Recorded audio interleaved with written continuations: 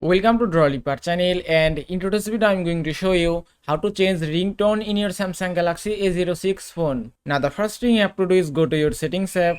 Now from here scroll down a bit and then go to sounds and vibration and then go to ringtone option.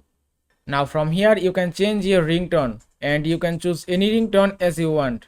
Also, if you have two SIM cards in your phone, then you can set separate ringtone for separate SIM card. From here you can set ringtone for SIM card 1, and then if you tap here, and from here you can set ringtone for SIM card 2. You can also increase or decrease your ringtone volume from here. Also, if you tap on this plus icon, from here you can add any song or music as ringtone. If you want to set this music as a ringtone, just select it, then tap on done, and it's done. You can see my ringtone has been changed successfully. And that is how you can change ringtone in your Samsung Galaxy A06 phone. I hope this video was helpful. If it was, please give it a thumbs up and don't forget to subscribe